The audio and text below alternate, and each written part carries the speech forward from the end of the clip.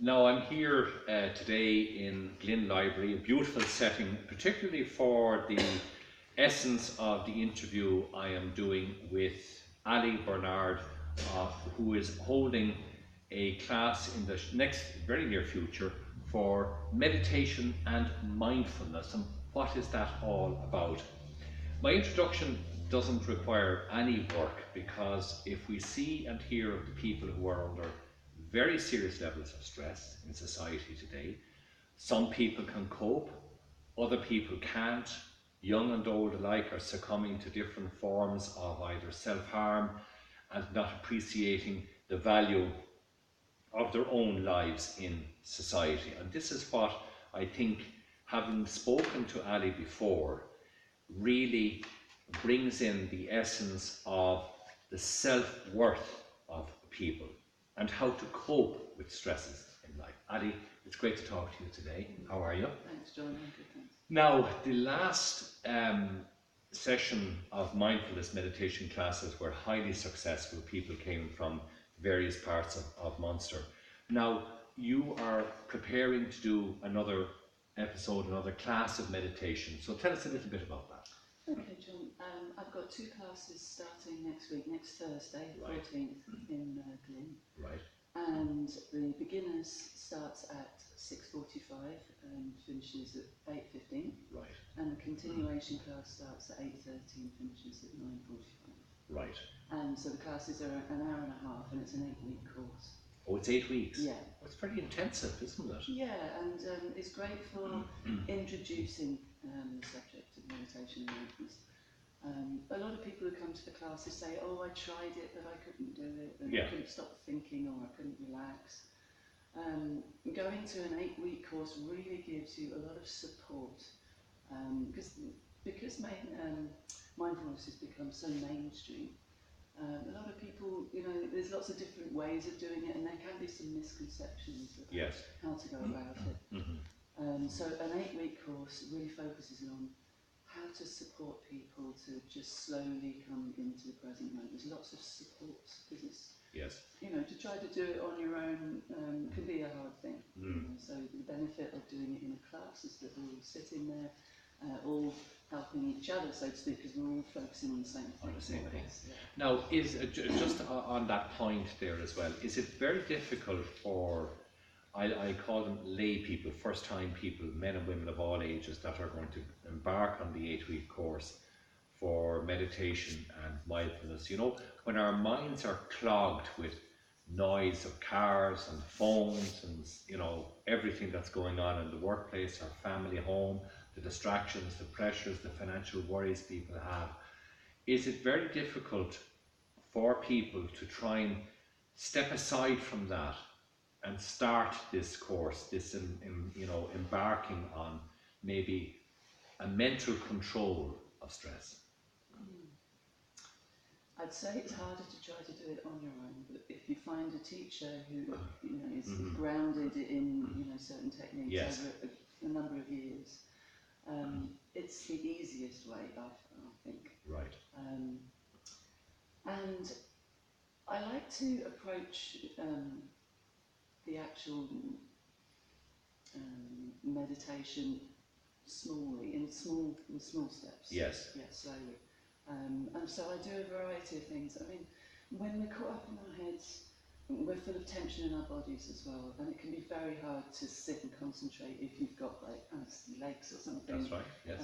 So there's lots of different techniques you can use, like you can run on the spot in the chair, even if you're Right. feeling like that. Okay. I do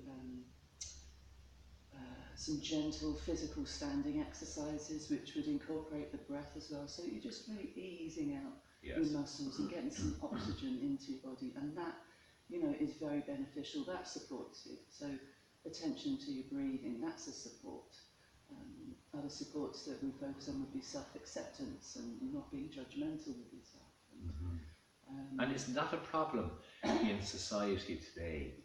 Because of people's pressures, they feel the banks are judging them. If they're not performing at work, they feel that their work colleagues, their bosses are judging them. And, you borderline on bullying at school. and if you're anyway different, or you know, maybe troubles at home, you just feel that the judgments are very severe. And I often wondered, is that the reason, or are they the reasons why so many people today and in the last couple of years are succumbing to another type of life, often ending in very serious consequences? I wonder, is that a part of the problem? I think you've hit the nail on the head there, John. I mean, we can't stop other people judging us, Yes. but when we start to judge ourselves, Yes, yes. like, you know, if you had a very judgmental teacher when you were young or something, or Correct. maybe one of your parents, you know, didn't know how to praise you, maybe because they hadn't been praised. Yes. So you take that in, and then those people might have gone, but then you're still doing it to yourself in your head. So it's like you're taking those Yes. beliefs that maybe you're not good Yes. enough or something. You know? So that's why meditation mindfulness is so important, because we all live in our heads much too much, and it's like we actually believe all our thoughts. I mean, we could have thousands of thoughts a day. Right. Now, Yes. I'm not saying Yes. the mind is the enemy. We need our minds, we need to plan, we need to work things out, but not, I'd say 98% of our thoughts maybe Yes. aren't even helpful. You know, they could be these old beliefs we've taken in that aren't even true, and there we are, listening to them day and night. Right. Because we don't know that there's more to life than just what this tells us. Yes. And when you meditate, you can start to take your attention away from these thoughts, come down into your breathing, come into the present moment, and this starts to get quieter, and a peace which is always there but is just obscured by thinking, that starts to come through a bit. We start to experience that. And then we have something to compare this incessant mind negative chatter with. Some peace. Once you start to get a flavour of that, and I've had a lot of feedback from people in my classes, even the first 5 minutes of the first guided meditation, they're starting to drop Feel down that away peace. from this tension, Yes. this incessant chatting. You know, and if you just get a little flavour of it, that can be It's nearly very addictive. beneficial. It's nearly addictive in In a many good ways, way, isn't it? in a Yeah, in healthy a good way, addiction. yes. Because it's like, that would be the biggest thing that I've learned from Right. mindfulness, is that no matter what is going on in my head, maybe I've got something stressful, you know, that's bothering me, I know a way to come out of this. You know, so if I wake up in the middle of the night or something, or something is preoccupying me, I can't stop thinking and worrying, it's a really good feeling to know that this isn't all there is, and I can find a way out of my head. Very important. And the classes then of meditation and mindfulness empower you to take control and get the flavour of that peace. So the peace builds up in one level, and the, as you say, very good word, the incessant noise, judgments, arguments all start to be more controllable, as it were. Yeah, and I think controllable is a bit of a strange word to be using for it, because one of the main supports of mindfulness practice is acceptance. Yes. And being open to just what is in the here and now. I see, yes. So a lot of people, you know, they come to my classes and they think within the first few minutes, I've got to relax, that's what it's about. So if you're actually not relaxed in the present moment, and you think that you have to be relaxed, then you're not accepting yourself as you are. Okay, so it's not like, you know, your mind is saying, okay, I've got to be relaxed and I've got to, you know, close my eyes and I've got to, and breathe properly, because then your mind is still running the show. It is. You know? Yeah, so there's an amazing power in surrendering to how you are in the present moment. Yes. I mean, even before I came to the library to do this interview, I had half an hour, and I just noticed that I was racing around a bit, you know, and I can still feel, you know, a bit of tension now. You know, that's not me, is it? No. Totally own that for myself. So it's like a bit of a paradox, really. It works in the way that you wouldn't think it. So I sit down, I notice, okay, I've been speeding a bit, you know, what's going on with me? I'm a bit nervous because I've got this interview coming up. So I sit and I notice, oh, my breathing's a bit shallow. Okay? So this is where I feel my tension the most. Maybe I can feel it in my arms and legs. Yes. So I don't try to get rid of that. I actually would sit, I'd put both feet on the ground and I'd sit and I'd acknowledge this is my present experience right now. Okay. So I'm feeling a bit tense, okay, and my breathing is shallow. So I'd notice, okay, how far down my chest is my breathing going? So I could do it right now, okay, so that was I'm feeling a bit tense. Mm-hmm. So I noticed my breath is coming down to about here. So I put my hand here just to focus. Yes, yes. And I'd accept, okay, this is my present experience. I am a bit tense right now. And I just stay with my breathing. I just breathe into where my hand is. So I'm not forcing myself to change and be any different. Mm. And I'm noticing I can feel my heart thudding. I can feel my breathing. I'm accepting that, okay, right now I'm a little bit tense. Mm. And I stay with this. Okay, you can't jump over the present moment in mindfulness. It's about accepting how you are and being how you are. And as I stay with how I am and I accept this is how I am and I just breathe,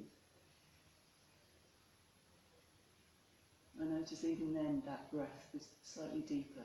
Right, as it should be then. No, there's no should. That's the mind. That's the mind, again. Yeah. Yes. So when I pay attention to my breathing in a spirit of self-acceptance, this, that my breathing was shallow, okay, so I'm accepting my breathing. Straight away I can feel my breathing is deepening. And as my breathing is deepening, my anxiety is lessening. Get you. So it's by accepting how we are in the present. That's very practical because this interview with you will be worldwide. And I think for people who can't attend your well-worthy classes and how important they are for everybody, at least they have seen a physical example of maybe if you're feeling shallow in the breath or how to control the existing moment. And just to be pedantic about that to come in again, not controlling, not controlling, you're allowing the present. Allowing yourself to be just as you are, and saying to yourself, okay, this is hard right now, this might be tough, I might be having a hard time, so acknowledge you're having a hard time and just be with yourself and your breathing. No, I think that's fantastic. That's so important. Sit with yourself.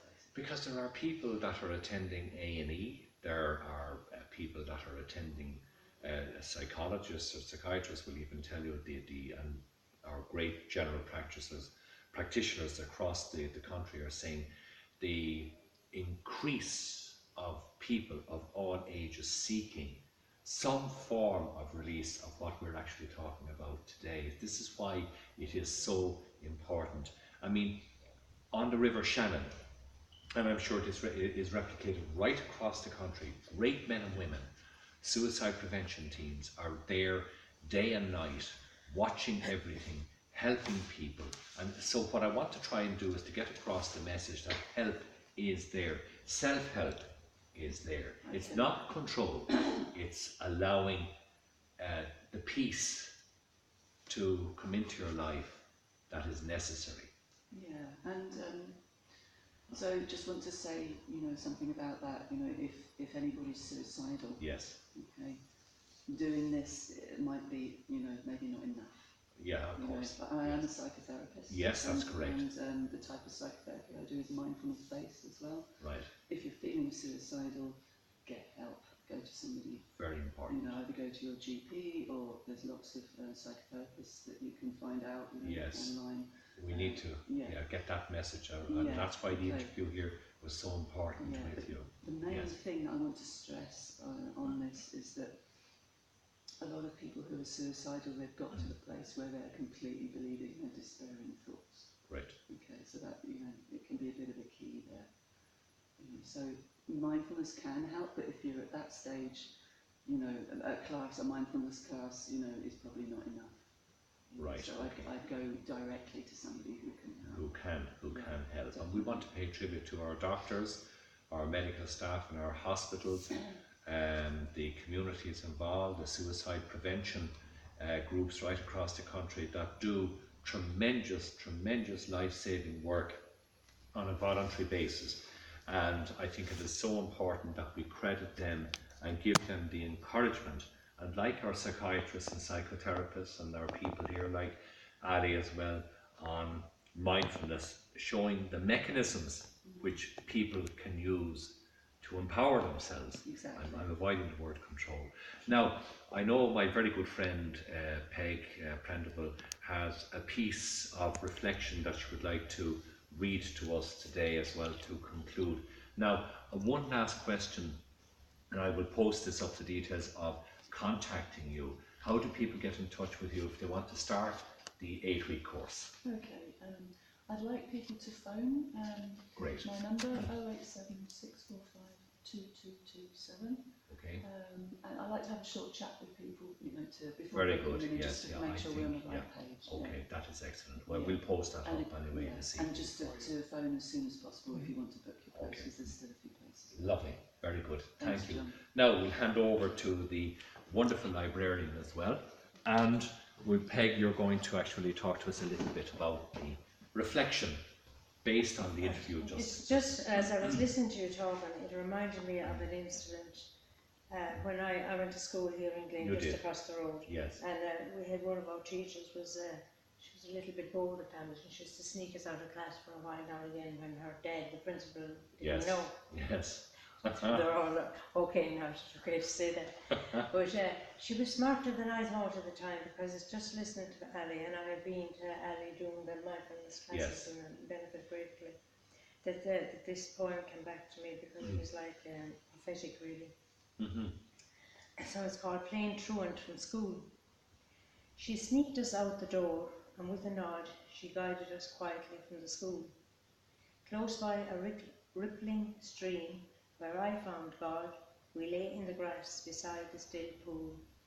No Latin verbs for us that day, and yet, though it looked as if we were missing out, the lesson that I learned back then has stayed, and is a source of consolation now.